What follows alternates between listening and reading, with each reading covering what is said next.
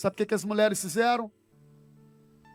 Quando encontraram o túmulo vazio e quando ouviram do anjo que elas estavam procurando no lugar errado, elas correm para anunciar que ele ressuscitou.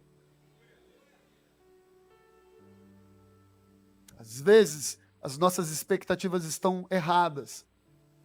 Mas uma vez que a nossa mente é aberta, nós somos libertos de um conceito, de um paradigma equivocado de Deus, agora nós precisamos então ser arautos. Se outrora carregarmos aromas para perfumar o defunto, agora nós voltamos de mãos vazias, mas com com o pulmão cheio de ar, para proclamar vida aos cativos. Um dos papéis da igreja é esse: proclamar que ele não está morto, mas ele ressuscitou. Amém? Então esse é o primeiro grupo que eu queria trazer aqui de reflexão para a gente. E essas três mulheres falam, a atitude delas fala um pouco do que muitas vezes nós fazemos domingo após domingo aqui. Porque muitas vezes a nossa relação é só ritualística. É uma entrega religiosa. É uma oferenda ritualística.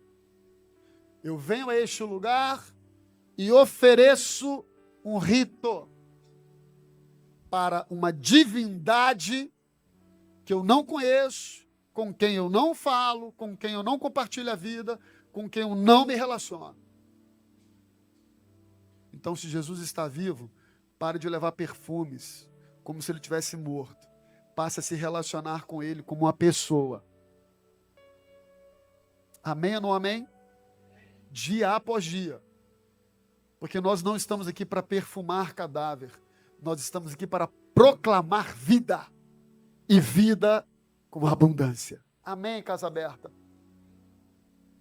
O segundo grupo talvez se assemelhe mais ainda a mim e a você. Porque fala de uma dupla. Conceituada de os discípulos no caminho de Emaús. Os camaradas, ao perceberem que Jesus havia sido morto, porque eles não entenderam, como eu falei na quinta-feira, que Jesus não foi assassinado, Jesus se entregou. Não foi Pilatos o responsável pela morte de Cristo, muito menos os fariseus e saduceus. A responsabilidade pela morte de Cristo foi do seu próprio Pai. E ele assim concordou, antes da fundação dos séculos, de se entregar por amor a mim, a você, a toda a humanidade, para nos dar eternidade com o Senhor. Amém?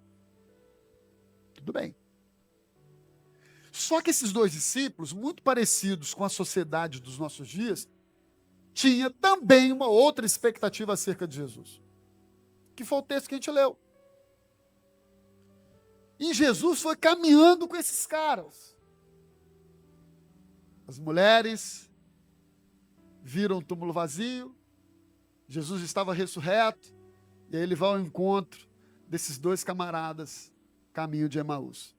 E estão batendo papo. Você não está sabendo o que aconteceu, camarada? Aquele a quem chamavam de Jesus, nós esperávamos, inclusive, que ele fosse redimir Israel do Império Romano. Não entenderam nada.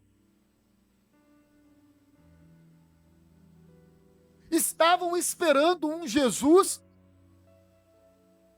de governo humano, de política humana, de libertação humana. Eles esperavam que Jesus fosse um grande líder de Israel para expulsar os romanos, ou livrar Israel do Império Romano. Não conseguiram enxergar. Mesmo o próprio Cristo tendo dito, o meu reino não é desta terra, não é deste mundo, o meu reino é eterno. Tem muita gente até hoje, como esses discípulos, no caminho de Emaús. Decepcionados, frustrados, porque estão sempre à espera de um Deus que sacie,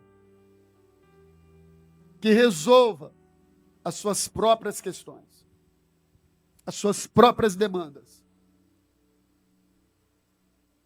É como se hoje alguém esperasse que Jesus fosse depor o governo que está sobre a nossa nação, seja de direita ou de esquerda, eu não estou falando nenhuma coisa política aqui, mas que fosse um governo de opressão. Então Jesus virá para nos libertar. É isso mesmo.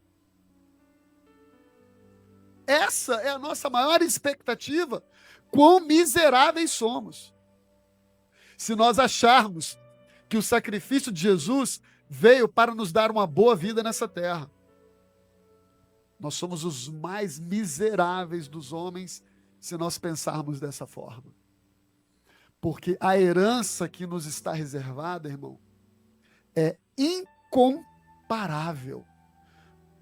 E as leves e momentâneas tribulações que passamos aqui produzem em nós um peso eterno de glória.